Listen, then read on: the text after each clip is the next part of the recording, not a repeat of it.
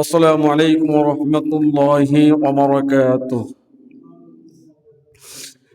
إن الحمد لله الأكرم الذي خلق الإنسان وكرم وعلمه من البيان ما لم يعلم، فسبحان الذي لا يحصى امتنانه باللسان ولا بالقلم، ونشهد أن لا إله إلا الله وحده لا شريك له، ونشهد أن سيدنا وسندنا وحبيبنا ومولانا محمدا عبده ورسوله الذي أرسله بالحق بشيرا ونذيرا وداعيا إلى الله بإذنه وسراجا وقمرا منيرا.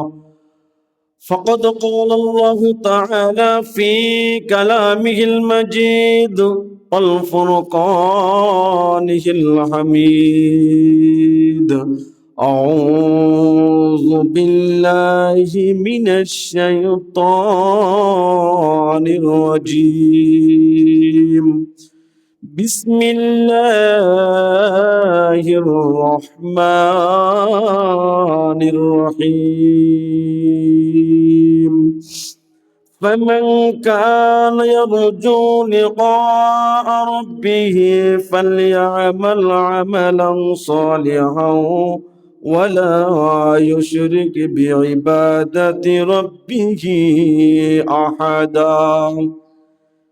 في شان حبيبه ومحبوبه ومعشوقه مخبرا وآمرا: إن الله وملائكته يصلون على النبي يا أيها الذين آمنوا صلوا عليه وسلموا تسليما.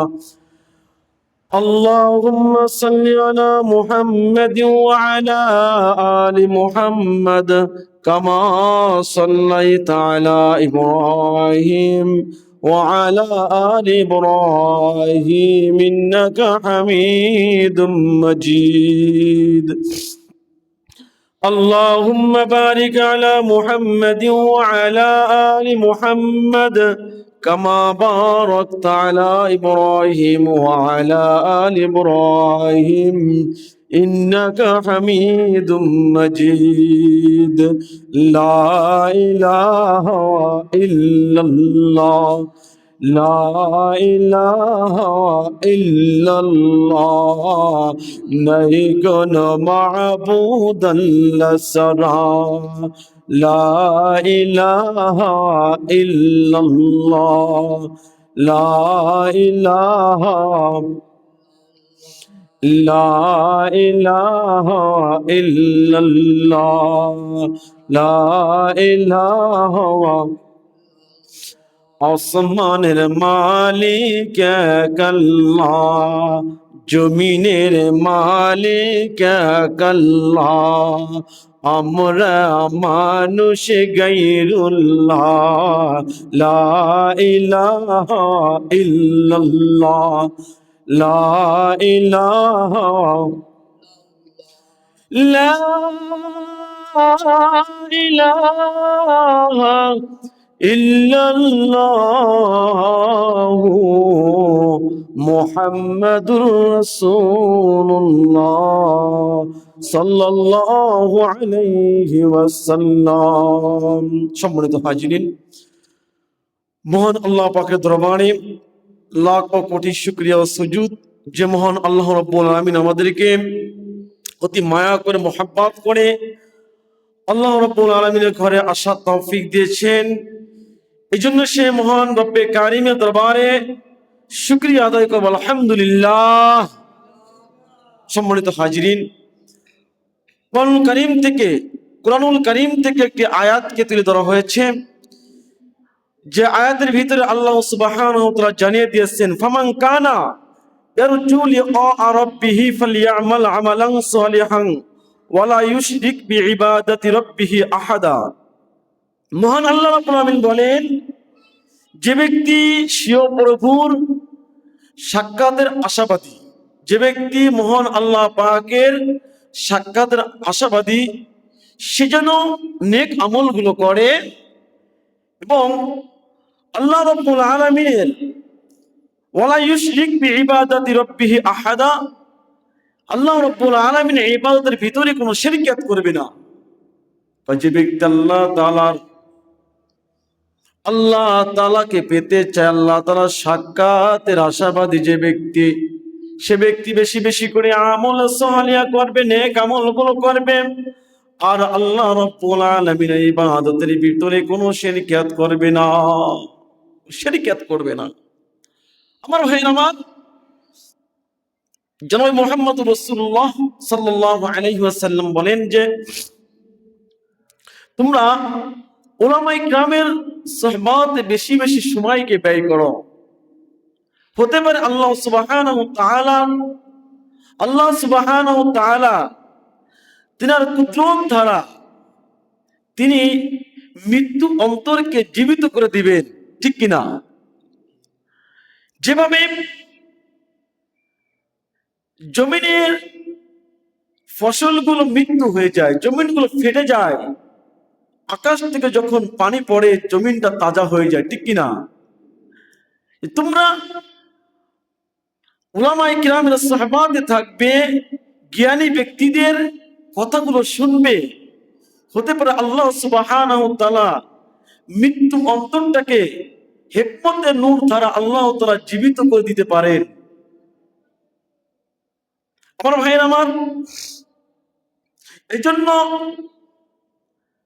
যখন আল্লাহ সুবহানাহু ওয়া তাআলা বান্দাকে জান্নাত দিয়ে দিবে, আল্লাহ নবী বলেন হাদিসটা, যখন বান্দা জান্নাতে চলে যাবে তখন আল্লাহ তাআলা বান্দাকে বলবে, বান্দা তোমার আমার কাছে আর কি চাই, বান্দা তুমি আমার কাছে আর কি চাও?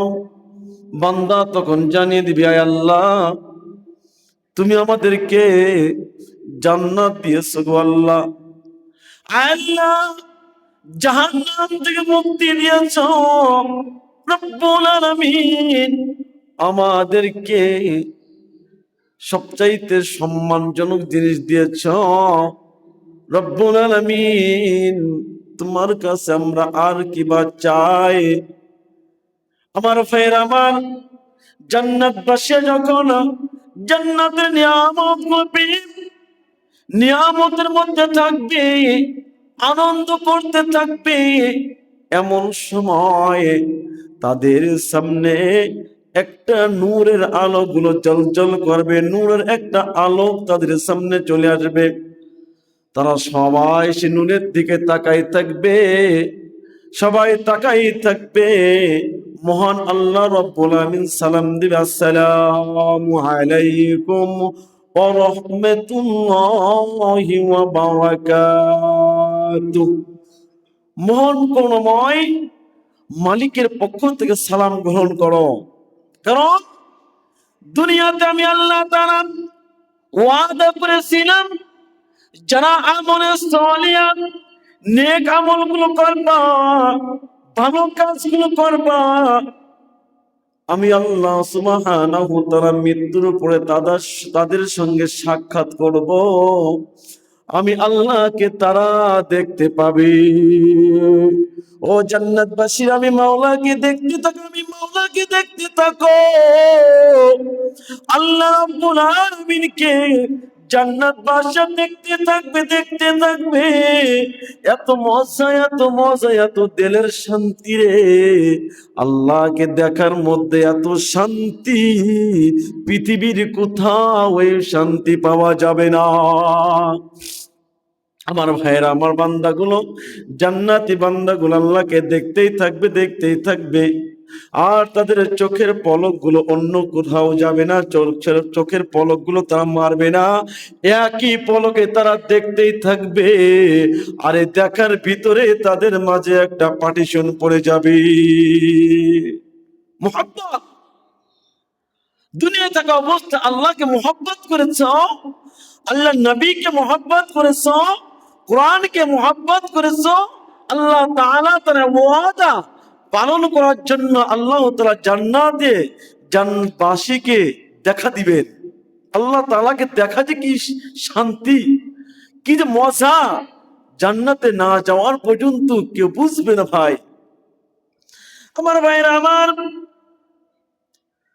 গ্রাম্য এক ব্যক্তি বিশ্বনবী সাল্লাল্লাহু আলাইহি ওয়াসাল্লামের কাছে আসলেন। আল্লাহ নবীকে বললেন, ইয়া রাসূলুল্লাহ, আমাকে এমন কিছু নসিহত আপনি শিখায় দিন, এমন কিছু নসিহত আপনি বলিয়া দিন যে নসিহতের উপর আমি আমল করলে জান্নাতে যাইতে পারবো। আল্লাহ নবী বললেন, নেক আমলগুলো বেশি বেশি করবা, 5 ওয়াক্ত নামাজ ছাড়বা না, 5 ওয়াক্ত নামাজ জামাতের সাথে আদায় করবা, আর ফরজ রোজা গুলো আদায় করবা, ফরজ নামাজ গুলো আদায় করবা, নেক আমল গুলো বেশি বেশি করবা। লোকটা জানিয়ে দিল, ইয়া রাসূলুল্লাহ, আপনি যা আমাকে বললেন আমি বেশিও করব না, কমও করব না, আমি এখন থেকে এই আমলগুলো করব। আল্লাহ নবী বললেন, ও সাহাবারা তাকাই দেখো, জান্নাতি কোন মেহমান যদি দেখতে চাও, ওই যে যাইতেছে একটা লোক, ওই লোকটাকে দেখে নাও, জান্নাতি মানুষ। আমার ভাইরা আমার, হযরত নূহ আলাইহিস সালাতু ওয়াস সালাম দীর্ঘদিন ধরে তার সম্প্রদায়ের লোকদেরকে দ্বীনের দাওয়াত দিচ্ছিল। নূহ আলাইহিস সালাতু ওয়াস সালাম দীর্ঘদিন ধরে তার জাতির মানুষদেরকে দ্বীনের দাওয়াত দিচ্ছিল, দ্বীনের দাওয়াত দিচ্ছিল, কিন্তু কেউ তার কথা শুনে না, দাওয়াত গ্রহণ করতে চায় না। নূহ আলাইহিস সালাতু ওয়াস সালাম নিরাশ হয়ে গেলেন, নিরাশ হয়ে গেলেন। আল্লাহকে জানালেন, আল্লাহ, দীর্ঘদিন ধরে আমি দ্বীনের দাওয়াত দিচ্ছি, আল্লাহ তাআলা কেউ আমার কথা শুনে না। আল্লাহ তাআলা, রব্বি লা তাযার আলাল আরদি মিনাল কাফিরিন দাইয়ারা, আয় আল্লাহ, তোমার কাছে আমি দোয়া করছি, রব্বুল আলামিন, একজন কাফের কেউ এই জমিনে তুমি রাখবা না।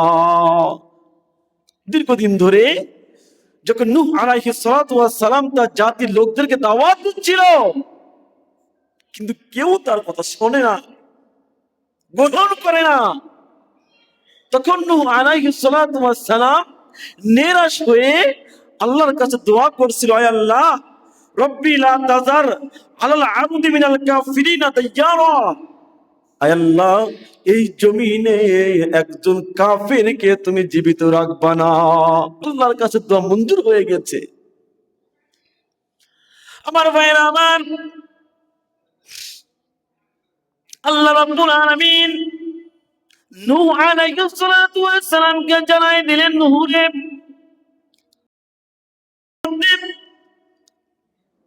প্লাবন শুরু হয়ে যাবে, আর এই প্লাবনের সব কিছু ধ্বংস হয়ে যাবে, সব কিছু শেষ হয়ে যাবে রে নূহ। যারা তোমার উপর ঈমান এনেছে তারা শুধু মুক্তি পাবে এই ধ্বংসের লীলা থেকে, ধ্বংসের লীলা থেকে তারাই শুধু মুক্তি পাবে, আর সমস্ত মানুষগুলো শেষ হয়ে যাবে।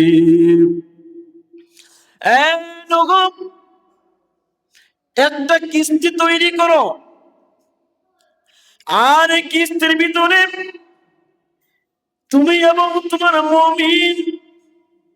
মুমিন অনুসারীরা কিস্তির মধ্যে আশ্রয় নাও। প্লাবন শুরু হয়ে যাবে, সব শেষ হয়ে যাবে। নূহ আলাইহিস সালাতু ওয়াস সালাম একটি কিস্তি তৈরি করলেন, নেক বান্দাদেরকে কিস্তির মধ্যে নিয়ে নিলেন। ও ভাইরা আমার, সেই জামানায় একজন একজন নেককার বিরিদ্দান মহিলা ছিল। আল্লাহ রাব্বুল আলামিন আবেদি একজন বান্দি, আল্লাহর একজন আবেদ গুজারি বান্দি। সারাক্ষণ জুবরিতে বসে আল্লাহ রাব্বুল আলামিনকে ডাকতো। মহান আল্লাহ রাব্বুল আলামিনের জিকিরের মধ্যে সদা সর্বদাই মশগুল থাকতো।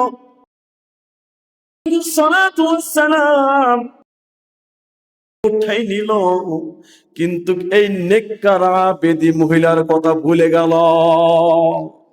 আমার ভাইয়েরা, আমার প্লাবন শুরু হয়ে গেছে। সব লন্ডভন্ড হয়ে গেল, কাফেরদের ঘরগুলো তছনছ হয়ে গেল, সমস্ত জায়গা পানিতে ভরপুর। যখন প্লাবন শেষ হয়ে গেছে, নূহ আলাইহিস সালাতু ওয়াস সালামের মনে পড়ল সে নেককার মহিলার কথা। নূহ আলাইহিস সালাতু ওয়াস সালাম দৌড়ায়, নূহ আলাইহিস সালাতু ওয়াস সালাম দৌড়ায়, যায় তাকাই দেখে ঝুপড়ির ভিতরে নেককার মহিলাকে যেভাবে দেখেছিল সেভাবে আল্লাহর জিকির করতেছে। সুবহানাল্লাহ। আমার ভাইয়ের আমার, নূহ আলাইহিস সালাতু ওয়াস সালাম অবাক হয়ে গেল। আল্লাহ তো দুনিয়ার সব শেষ, কাফেরদের ঘর বাড়ি সব তছনছ হয়ে গেল। রব্বে কারীম, এই মহিলা তো, এই নেককার মহিলা তো জুপিরির মধ্যে বসে এখনো তোমাকে ডাকতেছি। আল্লাহ তো এর হাকিকত কি জানতে চাই। নূহ আলাইহিস সালাতু ওয়াস সালাম আল্লাহর কাছে জানাইলো, আল্লাহ আমি একটু জানতে চাই। আল্লাহ রাব্বুল আলামিন জানাই দেন, নূহ রে, ফাযকুরুনি আযকুরুকুম ওয়াশকুরুলি ওয়ালা তাকফুরুন। ফাযকুরুনি আযকুরুকুম ওয়াশকুরুলি ওয়ালা তাকফুরুন। এটাই হলো সেই ফাযকুরের ব্যাখ্যা। যে বান্দা আমার হয়ে যাবে ওই বান্দা আমি হয়ে যাব, যেই বান্দা আমাকে ডাকবে আমি ওই বান্দাকে ডাকবো, যেই বান্দা আমাকে মায়া করবে আমি মাওলা সেই বান্দাকে কখনো কোনো বিপদের মধ্যে ফেলবো না। এটাই হলো সেই ফাযকুরুনি আযকুরুমের ব্যাখ্যা। আমার ভাইয়েরা আমার, এই জন্য বলা হয়েছে যত আমি নেক কাজ করবো, যত আমি নেক কাজ করবো, মহান আল্লাহ পাকের কাছে মত নিকটবর্তী হয়ে যাব। যত আমার মধ্যে নেক আমলগুলো থাকবে ততটা আল্লাহর ভালোবাসা আমার মধ্যে ফিট হয়ে যাবে। আমার ভাইয়েরা আমার, বনি ইসরাইলের যুগে তৎকালীন সময় ইমাম গাজ্জালী রাহমাতুল্লাহ আলাইহি এই ইমামুল কিতাবের মধ্যে তিনি লেখেন যে বনি ইসরাইলের সময় এমন একজন আবেদ ছিল, এমন একজন আবেদ ছিল, সারাক্ষণ সে আল্লাহ রাব্বুল আলামিনের ইবাদতের ভিতরে মশগুল থাকতো, ইবাদতের ভিতরে মশগুল থাকতো। এমন যুবক আবেদ, গ্রামের কয়েকজন লোক আবেদের কাছে হাজির। আবেদকে জানাই দিল, আল্লাহর বান্দা অমুক গাছের কাছে কয়েকজন লোক একত্রিত হয়ে গাছের পূজা করতেছে, গাছের পূজা করতেছে। একথা শোনার সঙ্গে সঙ্গে আবেদ বিচারা আর দেরি করলো না, ঘাড়ে একটা কোরাল নিয়ে রওনা হয়ে গেল সে গাছের দিকে, গাছকে কাটবে এই উদ্দেশ্যে। যে গাছের নিচে বসে গাছকে সিজদা করতেছে, গাছের পূজা করতেছে, এটাই তো নিঃসন্দেহের জ্ঞান, এটাই তো নিঃসন্দেহের জ্ঞান। আল্লাহর গোলাম আবেদ বিচারা দেরি করলো না, কাঁধে একটা কোরাল নিয়ে গাছটাকে কাটার জন্য রওনা হয়ে গেছে। যাইতেছে যাওয়ার পথে শয়তান একজন বৃদ্ধা লোকের রূপ ধারণ করে আবেদকে জিজ্ঞাসা করলো রাস্তার ভিতরে, তুমি কোথায় যাইতেছো, কোথায় যাইতেছো আল্লাহর গোলাম? আমি যাইতেছি অমুক গাছটা কাটার জন্য। কেন তুমি ওই গাছটা কাটবা? আমি ওই গাছটা কাটবো এই কারণে, ওই গাছে কিছু লোক পূজা করতেছে, কিছু লোক ওই গাছে পূজা করতেছে, এই জন্য আমি ওই গাছটা কেটে ফেলবো। ওই গাছটা কাটলে তোমার কি হবে? ওই গাছটা কাটলে আমি নাকি পাবো, গাছটা কাটলে আমি নেকি পাবো। তুমি তোমার কাজের মধ্যে ব্যস্ত থাকো, তুমি যে ইবাদত করতেছো তুমি তোমার ইবাদতের মধ্যে মশগুল থাকো। ওই গাছটা কাটলে তোমার কোনো লাভ হবে না, কিছুই হবে না। শুধু শুধু গাছটা তুমি কেটো না, যাও তুমি তোমার ইবাদত বন্দিগির মধ্যে মশগুল থাকো। না না না, ওই গাছটা আমার কাটতে হবে, গাছটা আমি কাটবো না। তুমি ওই গাছটা কাটতে পারবে না।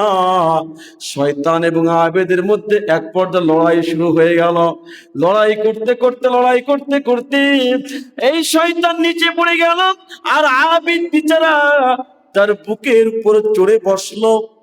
আমার ভাইয়ের, আমার শয়তান শয়তান বিরিদ্ধা তখন তাকে জানাই দিল, আমাকে তুমি ছেড়ে দাও, তোমাকে আমি একটা কথা বলতে চাই, একটা কথা বলতে চাই। আমার ভাইয়ের, আমার আবেদ জীব শয়তান বিরিদ্ধাকে ছেড়ে দিল। ছেড়ে দেওয়ার সঙ্গে সঙ্গে এই বিরিদ্ধা আবার বুঝাইতেছিল, এই গাছটা কাটলে তোমার কোনো ফায়দা নাই। তোমার উপর তো এই গাছটা কাটা ফরজ করা হয় নাই যে তুমি এই গাছটা কাটবা। যদি এই গাছটা কাটার প্রয়োজন হইতো, দুনিয়ায় কত নবী রাসূল ছিল, আল্লাহ তাআলা নবী রাসূলের মাধ্যমে এই গাছটা কাটাই নিত, কাটাই দিত। তোমার তো কোনো ফায়দা নাই, তুমি শুধু শুধু গাছটা কাটবা, গাছটা কাটা দরকার নাই। আমার ভাইয়ের, আমার তার উপর যুবক আবেদ শুনতেছে না, না না না, আমি গাছটা কেটে ফেলবো, এই গাছটা তোমার কাটার কোনো দরকার নাই, গাছটা কাটার তোমার কোনো দরকার নাই। আমার ভাইয়ের, আমার এভাবে আবার এক কথা দুই কথা আবার লড়াই হয়ে গেল। দ্বিতীয়বারের জন্য যখন আবার লড়াই শুরু হয়ে গেছে, আবেদ ওই বিরিদ্ধা শয়তানের বুকের উপরে চড়ে পড়ছেন। আমার ভাইয়ের, আমার শয়তান এখন কাকুতি মিনতি করে দ্বিতীয়বারের জন্য বলতেছে, আমাকে তুমি ছেড়ে দাও, আমাকে তুমি ছেড়ে দাও, আমি একটা মীমাংসা করবে, একটা ফায়সালা করব। আমার ভাইয়ের, আমার দ্বিতীয়বারের জন্য যখন এই যুবক আবেদ তাকে ছেড়ে দিল, ছেড়ে দেওয়ার সঙ্গে সঙ্গে রূপ ধরি সেই বিরিদ্ধা শয়তান বলতেছিল, আমি একটা মীমাংসা করতে চাই, একটা মীমাংসা করতে চাই। সেই মীমাংসা হলো, এই গাছটা কাটলে তোমার কোনো ফায়দা হবে না। আমি তোমাকে প্রত্যেকটা দিন 3 দিরহাম স্বর্ণ মুদ্রা দিব। কয় দিরহাম? তোমাকে আমি 3 দিরহাম স্বর্ণ মুদ্রা দিব। আর তুমি এমনি তো গরিব মানুষ, তোমার চলতে বড় কষ্ট হয়, তোমাকে আমি 3 দিরহাম স্বর্ণ মুদ্রা দিব। এই স্বর্ণ মুদ্রা দিয়ে তুমি তোমার কাজকে চালিয়ে যাবে, মানুষকে তুমি সাহায্য করবে। শুধু তাই নয়, তুমি এই স্বর্ণ মুদ্রা দিয়ে তুমি নেকের কাজও করতে পারবে। গাছটা কাটলে তুমি একটা নেকি পাবা, গাছটা কাটলে একটা নেকি পাবা। আর তোমাকে যে প্রত্যেকটা দিন আমি তোমাকে 3 দিরহাম স্বর্ণ মুদ্রা দিব, তুমি তোমার বিছানায় প্রত্যেকদিন পেয়ে যাবা, আমার কাছে আসার কোনো প্রয়োজন হবে না। এখন তুমি চিন্তা করো, 3 দিরহাম স্বর্ণ মুদ্রা প্রত্যেকদিন পাবা, এত টাকা, এই টাকা দিয়ে তুমি তোমার নিজের হাজত পূরণ করবে, আত্মীয় স্বজনকে তুমি সাহায্য করবে। শুধু তাই নয়, তুমি এই টাকা দিয়ে আবার নেক কাজ করতে পারবা, মসজিদ নির্মাণ করতে পারবা, মাদ্রাসা নির্মাণ করতে পারবা, ঈদগাহ ময়দান নির্মাণ করতে পারবা, এগুলো করতে পারবা।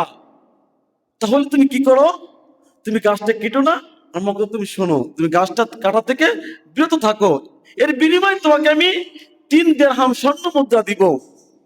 আমার ভাইয়ের, আমার কথাই তখন যুবক আবেদ সে মজে গেছে, আর এই কথাটা যুবক আবেদ সে মেনে নিয়েছে।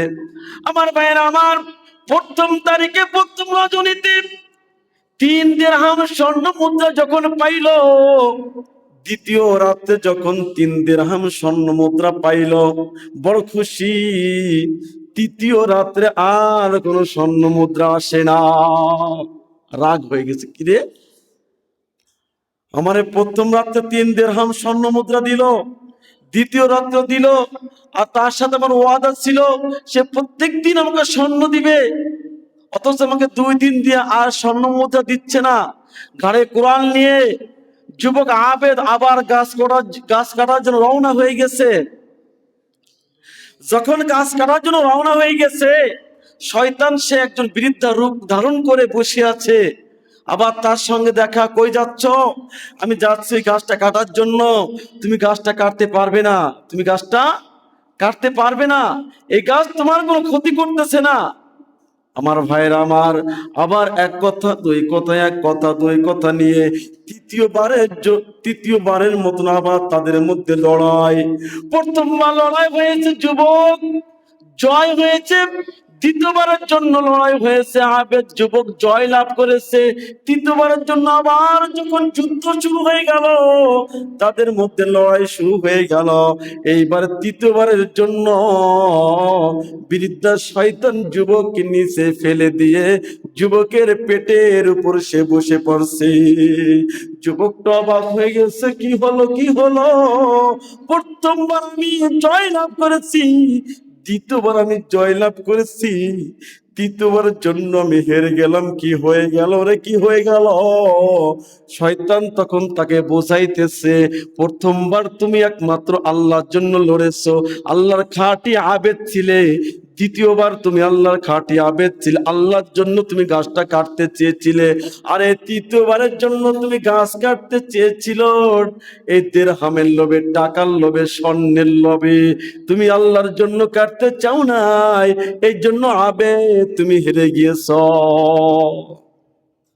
এই জন্য এই কথায় এটাই বোঝা গেল যে একমাত্র কাজ করতে হবে মহান আল্লাহ পাকের জন্য।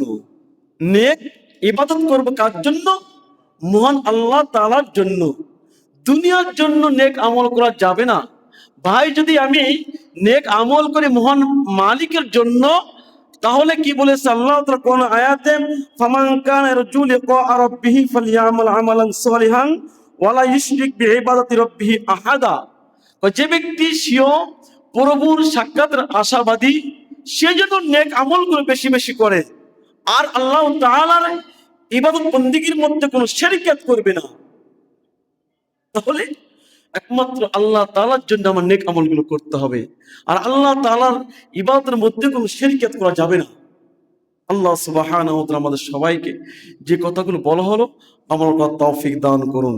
ওয়া আখিরি দাওয়ানা আনিল হামদুলিল্লাহি মিন সুন্নাত পড়েন নাই কাবলা জুম্মা 4 কাজ সুন্নাত পড়েন। আসসালামু আলাইকুম ওয়া রাহমাতুল্লাহি